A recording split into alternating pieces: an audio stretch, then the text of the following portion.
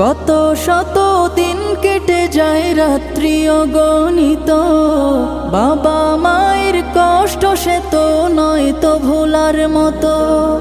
কত শত দিন কেটে যায় রাত্রি অগণিত, বাবা মায়ের কষ্ট সে তো নয় তো ভোলার মতো।